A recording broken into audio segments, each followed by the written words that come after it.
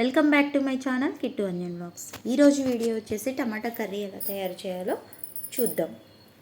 ముందుగా బాండీని పెట్టుకోవాలి, oil add చేసుకోవాలి. ఒక 3 పావులు యాడ్ చేసుకోండి, అప్పుడే కొంచెం టేస్టీగా ఉంటుంది.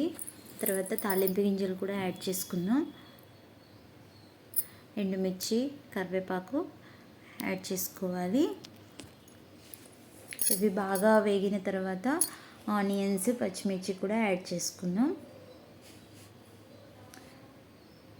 ఆనియన్సే ఈ కర్రీకి చాలా టేస్టీగా ఉంటాయండి. ఎందుకంటే టమాటా కర్రీ అంటే ఏమీ వేయం కాబట్టి, వెజిటేబుల్స్ ఏమీ వేయరు కాబట్టి ఆనియన్స్ చాలా టేస్టీగా ఉంటాయి. ఇవి బాగా మగ్గనివ్వాలి.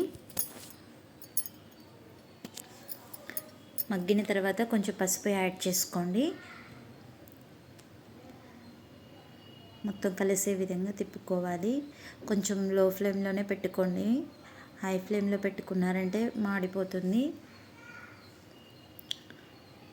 బాగా మగ్గనివ్వాలండి ఆనియన్స్, లేకపోతే పచ్చిగా ఉంటాయి. మగ్గితేనే చాలా టేస్టీగా ఉంటాయి. ఇప్పుడు సాల్ట్ కూడా యాడ్ చేసుకుందాం, కొంచెం త్వరగా మగ్గిపోతాయి. సాల్ట్ యాడ్ చేసుకుంటే ఎప్పుడైనా త్వరగా మగ్గిపోతాయండి ఆనియన్స్. ఇప్పుడు అల్లం వెల్లుల్లి పేస్ట్ కూడా యాడ్ చేసుకుందాం. అల్లం వెల్లుల్లి పేస్ట్ కూడా చాలా టేస్టీగా ఉంటుందండి ఈ కర్రీలోకి. అల్లం వెల్లుల్లి పేస్ట్ లేకపోతే అసలు కర్రీ అస్సలు బాగోదు. కొంచెం పచ్చివాసన పోయేంత వరకు మగ్గనివ్వాలి. మగ్గిన తర్వాత టమాటాలు యాడ్ చేసుకోవాలి. టమాటాలు యాడ్ చేసుకొని మొత్తం మిక్స్ చేసుకోవాలి. వీడియోలో చూపిస్తున్న విధంగా మిక్స్ చేసుకోండి.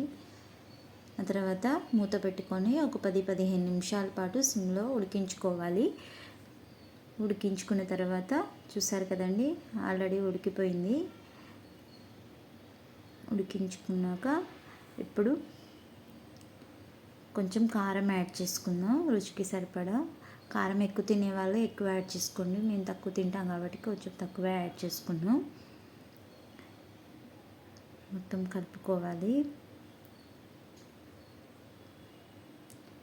కలుపుకున్న తర్వాత కొద్దిసేపు ఒక 5 మినిట్స్ మూత పెట్టుకొని సిమ్లో పెట్టుకోండి. హై ఫ్లేమ్లో పెట్టొద్దు, మాడిపోతుంది. సిమ్లోనే పెట్టుకోండి. ఒక 5 మినిట్స్ చాలా, ఎక్కువ కూడా అవసరం లేదు. చూసారు కదండి ఆయిల్ ఎలా పైకి తేలిందో. అప్పుడు మసాలాని యాడ్ చేసుకోవాలి. చూసారు కదండి, ఎప్పుడైనా కర్రీ అయిపోయిందా లేదా అని తెలియడానికి ఆయిల్ అనేది పైకి వస్తేనే అయిపోయినట్టు. టేస్టీగా ఉంటుంది.